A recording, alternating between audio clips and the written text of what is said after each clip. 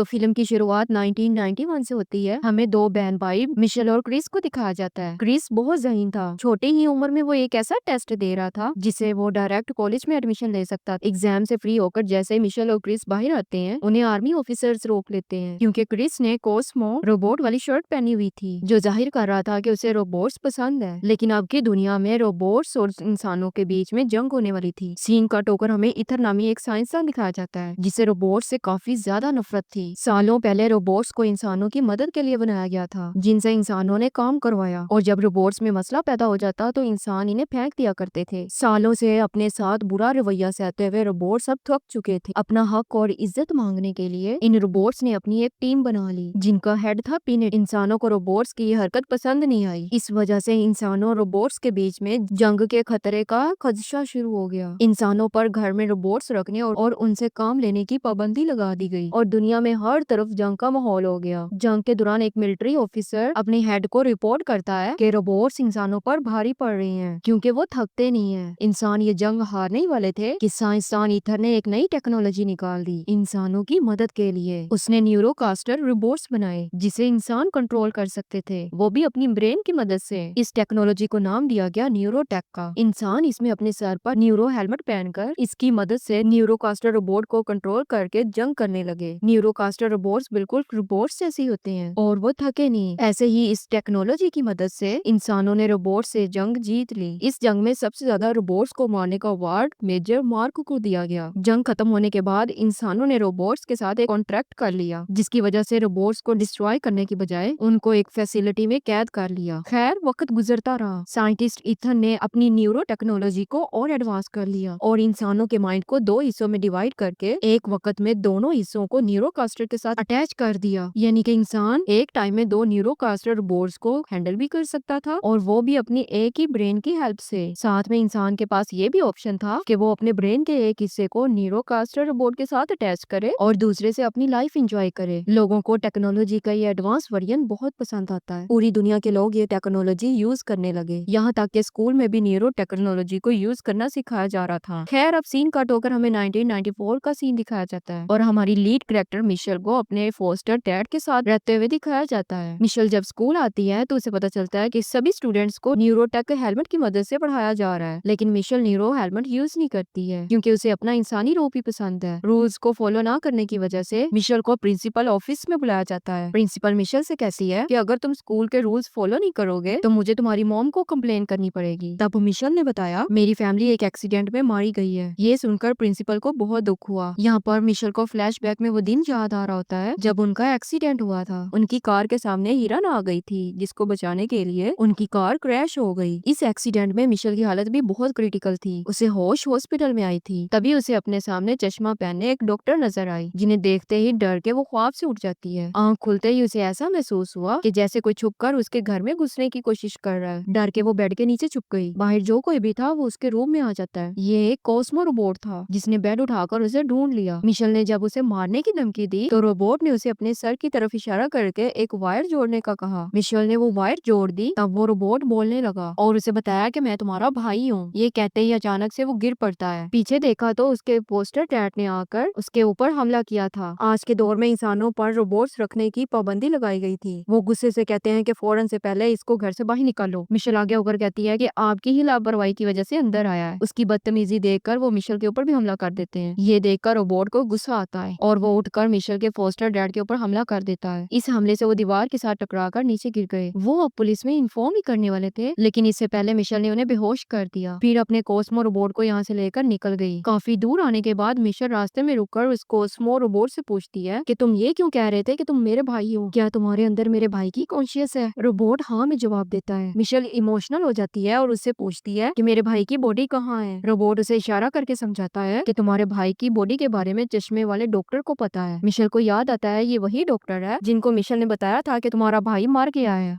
अब मिशेल एक मैप खोलती है और रोबोट एक जगह हाथ लगाकर कहता है कि रोबोट्स की फैसिलिटी के बीचों बीच हमें वो डॉक्टर मिलेगा जिसे क्रिस का पता है। ये लोग अब उस जगह के लिए निकल जाते हैं। रास्ते में वो रोबोट देखता है कि इंसानों की हालत काफी बुरी है क्योंकि इंसानों ने न्यूरोटेक हेलमेट का बुरे तरीके से इस्तेमाल करना शुरू कर दिया था। वो इसको यूज करके नशा भी करते थे। ये देखकर कोस्मो रोबोट को बहुत बुरा लग रहा था। इसी जगह पर हम इवांस नाम के एक आदमी को देखते हैं। ये वही मिलिट्री ऑफिसर है जिसने खबर दी थी कि इंसान रोबोट से जंग हार रहे हैं, लेकिन यहाँ पर ये मिलिट्री यूनिफॉर्म में नहीं था, शायद रिटायर हो चुका था। वो इलीगली गन्स को सप्लाई करने का काम करता था। वो यहाँ पर एक गन न्यूरोकास्टर रोबोट को दे देता है। उस गन को पकड़ते ही न्यूरो रोबोट ने पैसे देने से मना कर दिया, उल्टा उसी की गन से उसी को धमकाने लगा। इससे पहले कि वो इवांस को मार देता, पीछे से किसी ने रोबोट पर हमला करके उसी को डिसेबल कर दिया। ये इवांस का रोबोट था। इवांस ने इलीगली एक रोबोट अपने साथ रखा हुआ था। ये दोनों मिलकर उस न्यूरोकास्टर रोबोट को अपने ट्रक में रख देते हैं। इस चीज का फायदा उठाते हुए मिशाल और उसका रोबोट इसी ट्रक में चढ़ जाते हैं। ये दोनों अब रोबोट वाली फैसिलिटी के अंदर जाएंगे। पता चलता है कि होश में आने के बाद मिशाल के फोस्टर डैड ने पुलिस में कंप्लेन कर दी थी कि मिशेल के पास एक कोस्मो रोबोट है। उस कोस्मो रोबोट को मारने के लिए गवर्नमेंट मार्को को हायर करती है, जो रोबोट्स को मारने का एक्सपर्ट था, और वो अब इन लोगों का पीछा कर रहा है। खैर, अब दिखाया जाता है कि इवांस ने जहाँ पर अपना ट्रक रोका था वो उसका घर था, और उसका घर रोबोट की फैसिलिटी से जुड़ा हुआ था। अंदर आने के बाद कोस्मो रोबोट और मिशाल बाहर निकलते हैं और इनकी आवाज ये दोनों सुन लेते हैं। इवांस ने इन दोनों को गन पॉइंट पर ले लिया। मिशेल ने उसे अपना मकसद बताया कि वो सिर्फ फैसिलिटी के अंदर जाना चाहती है, इसी वजह से वो इवांस के ट्रक के अंदर चढ़ी थी। इवांस कहता है कि वहाँ पर बहुत खतरा है, तुम नहीं जा सकती। अभी ये लोग बातें कर रहे थे कि इतने में इवांस को किसी के ऊपर चढ़ने की आवाज आती है। उसने इन दोनों को जल्दी से छुप जाने को कहा। यहाँ पर दिखाया जाता है मार्क का न्यूरोकास्टर रोबोट आता है और पूछता है कि तुम दोनों के रोबोट्स कहाँ हैं। मैं जानता हूँ कि मिशेल एक रोबोट की मदद कर रही है और वो उसी के पास है, मगर इवांस ने कहा कि नहीं, ये मेरी बहन है और यहाँ पर कोई रोबोट नहीं है। इसका झूठ सुनकर मार्क ने इसके ऊपर हमला कर दिया। इससे उन दोनों रोबोट्स को बहुत गुस्सा आया और इन दोनों ने मार्क के ऊपर हमला कर दिया। मौका देखते ही मिशेल ने यहाँ के स्विचेस ऑफ कर दिए और ये चारों यहाँ पर मार्क के न्यूरोकास्टर को नीचे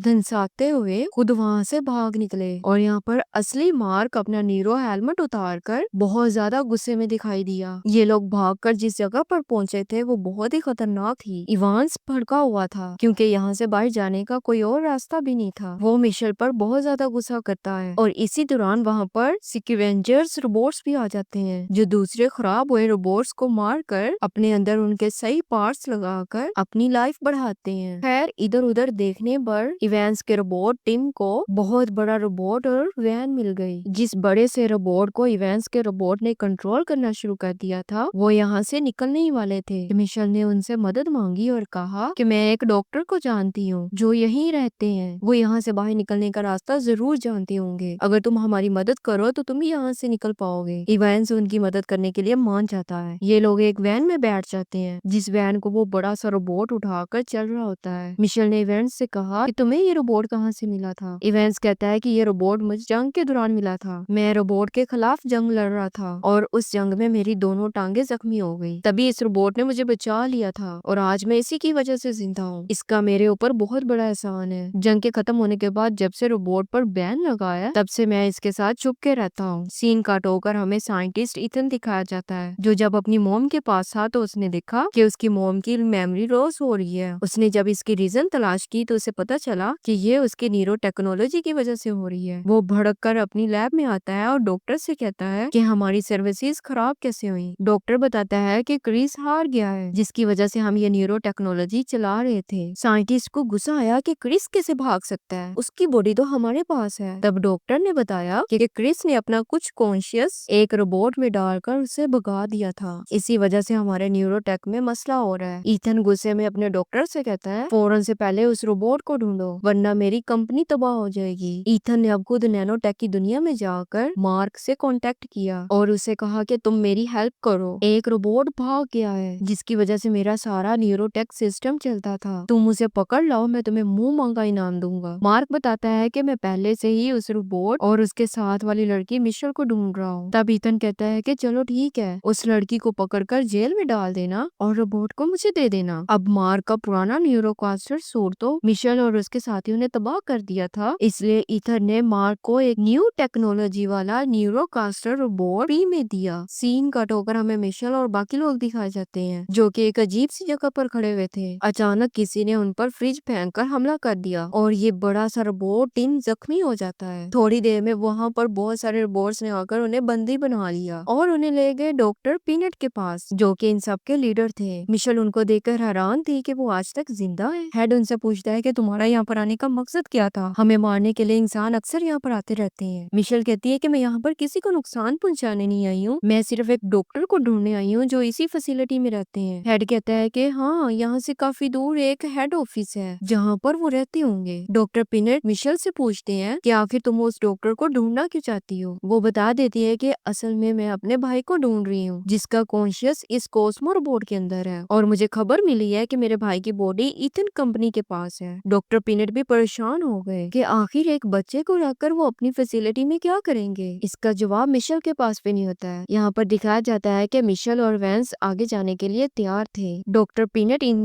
लोगों के पास अपने कुछ मिलिट्री रोबोट्स भेजता है इनकी मदद के लिए। ये लोग एक पिनेट की तरह बनी हुई गाड़ी में बैठकर निकल गए। इतने में हम देखते हैं कि मार्क फैसिलिटी के अंदर आ चुका था और उसने इन लोगों को जाता देख लिया। जब ये लोग अपनी मंजिल पर पहुंचे तो वहां जाकर बहुत सारे एवेंजर्स ने इन्हें घेर लिया। इससे पहले कि वो इन लोगों को नुकसान पहुंचाते, वहां पर एक गाना बजता है और सीक्रेट रूम खुल जाता है जिसके अंदर से स्लिप होते हुए ये डॉक्टर क्योन के पास पहुंच जाते हैं जिनकी तलाश में मिशेल यहाँ पर आई थी। इससे पहले कि डॉक्टर क्योन इनसे कोई सवाल करते, मिशेल इनसे सवाल करती है कि आखिर मेरा भाई कहाँ है? आपने कहा था वो मर गया है, आपने मुझे ये झूठ क्यों बोला था कि मेरा भाई मर गया है? डॉक्टर क्योन बताता है कि तुम्हारा भाई इथन की लैब में है। मिशेल पूछती है कि क्यों और किस लिए? डॉक्टर क्योन बताता है कि आज से 4 साल पहले इंसान हार रहे थे और इन सब में तुम्हारा और क्रिस का एक्सीडेंट हो गया था। क्रिस का जब हमने MR किया तो हमें पता चला कि वो बहुत जीनियस है, उसके ब्रेन में कुछ एक्स्ट्रा पावर्स हैं जो उसे गॉड की तरफ से गिफ्ट में मिली हैं। उसकी ये ताकतें हमारा सहारा बन गई। क्रिस की ब्रेन पावर से ही हम न्यूरोटेक को बना पाए थे। विशाल को ये बात सुनकर बहुत गुस्सा आ जाता है। तब डॉक्टर क्योन ने अपने रोबोटिक वर्जन में उसे अपना सारा पास्ट दिखाया कि जब क्रिस कोमा में था और उसकी बॉडी के जरिए उसके ब्रेन को यूज किया जा रहा था। डॉक्टर क्योन बताते हैं कि आर्टिफिशियली हम उसको जिंदा ना रखते, न्यूरोटेक को ना बनाते तो क्रिस भी मारा जाता। तब मिशेल कहती है कि तुम उसे मरने देते, इतने गलत तरीके से उसका इस्तेमाल तो ना करते। डॉक्टर क्योन कहता है कि वो पूरी तरह से नहीं मरा था, वो अंदर से जिंदा था। उसने मेरा हाथ भी पकड़ने की कोशिश की और जिस दिन मुझे एहसास हुआ कि वो अंदर से जिंदा है तो उस दिन मैंने न्यूरोटेक प्रोग्राम को बंद करने की कोशिश की, लेकिन ईथन नहीं माना और उसने मुझे अपनी कंपनी से निकाल दिया। तब डॉक्टर क्योन बताता है कि मैंने ही इस रोबोट के अंदर उसके ब्रेन का कनेक्शन कर दिया था जिसकी वजह से आज तुम मेरे सामने खड़ी हो। मिशेल को ये सब कुछ सुनकर उस पर कोई रहम नहीं आता है। वो कहती है कि आखिर ये सब करने की वजह ही क्या थी। वो कहता है कि मैं चाहता था कि क्रिस इस रोबोट के अंदर अपनी कॉन्शियस बनाए और रोबोट्स के साथ आकर अपनी एक जिंदगी बना ले, एक फैमिली बना ले। ये सुनकर मिशेल बहुत ज्यादा रोने लगी और कहने लगी कि मेरा भाई मेरा था, उसकी फैमिली मैं थी, उसे रोबोट्स की क्या जरूरत थी। इवेंस को भी ये सारी कहानी सुनकर डॉक्टर पर बहुत गुस्सा आया। इवेंस उसे मारने लगा। तभी दिखाया जाता है कि मार्क भी इस फैसिलिटी तक पहुंच जाता है जिसे CCTV में देखते हुए पिनेट डर जाता है। मार्क धमाका करवाकर इस फैसिलिटी के अंदर आता है। अंधेरे का फायदा उठाकर ये सब लोग उस पर हमला करना शुरू कर देते हैं, लेकिन उसका न्यूरोकास्टर रोबोट बहुत स्ट्रॉन्ग था, इनके किसी हमले का उस पर असर नहीं होता। मार्क अपने साथ पूरी फौज लेकर आया हुआ था जो इन रोबोट्स के साथ लड़ने लग गए। न्यूरोकास्टर रोबोट्स पुराने रोबोट्स को धड़ाधड़ मार रहे होते हैं। ऐसी सिचुएशन में डॉक्टर ने मिशेल से कहा कि तुम रोबोट को लेकर यहाँ से चली जाओ, लेकिन इससे पहले कि मिशेल भाग पाती, मार्क की उसके ऊपर नजर पड़ जाती है और मार्क पीछे से उसका हाथ पकड़कर वहाँ से उड़ जाता है। उन्होंने मिशेल को कुछ नहीं कहा, लेकिन इससे पहले इन्होंने यहाँ पर काफी तबाही मचा दी थी, यहाँ तक कि पीनट भी बहुत बुरी तरह जख्मी हो चुका था। ये लोग वापस जब रोबोट की फैसिलिटी में आते हैं तो देखते हैं कि न्यूरोकास्टर रोबोट्स ने इन सभी रोबोट्स को मार डाला है और अगर कुछ रोबोट्स बचे भी हैं तो वो बहुत बुरी हालत में हैं। यहाँ पर दिखाया जाता है कि मार्क उस रोबोट को लेकर ईथन के पास पहुंचता है, जिसे देखते ही उसकी सांस में सांस आती है और उसे देखकर कहता है कि क्रिस तुमने बहुत परेशान किया मुझे, अब ऐसा मत करना। डॉक्टर्स उस रोबोट को पकड़कर एक मशीन में लटा देते हैं और उसके अंदर से सारे कॉन्शियस को क्रिस की बॉडी में डाल दिया जाता है। मार्क यहाँ पर ये देखकर बहुत हैरान परेशान होता है कि ईथन कितने बुरे तरीके से उस बच्चे का इस्तेमाल कर रहा था। ईथन ने बताया कि इस बच्चे की वजह से ही न्यूरो टेक्नोलॉजी को बनाकर इंसानियत को बचा पाया हूँ। इधर हम देखते हैं कि मिशेल बहुत उदास होती है। तभी वैंस उसके पास आया और उसे हौसला देते हुए कहा कि मैं तुम्हारे साथ हूँ, हम क्रिस को बचा लेंगे। अब इनका सबसे पहला मिशन होता है इस फैसिलिटी से बाहर निकलना, जिसके लिए वो पीनट के रोबोट के पास आता है, जिसे बाहर निकलने का रास्ता आता था। इस रोबोट के पास बहुत सारी इंफॉर्मेशन थी। वो कहता है कि तुम्हारा भाई अगर होश में आ जाता है तो सारा न्यूरोटेक सिस्टम बंद हो जाएगा। ये सुनकर मिशेल कहती है कि अच्छी बात है, ये तो फिर इस तरह से हम न्यूरोटेक को बंद करवा सकते हैं। ये रोबोट जो इन्हें इंफॉर्मेशन बता रहा था वो इनके साथ जाने के लिए तैयार था, लेकिन पीनट नहीं, क्योंकि पीनट को पहले भी जंग नहीं चाहिए थी, उसे सिर्फ इज्जत और अमन चाहिए था, और अभी भी यही चाहिए। मिशेल कहती है कि हम भी तो वही लेने जा रहे हैं। इस तरह से पीनट भी मान जाता है और ये सब लोग मिशेल के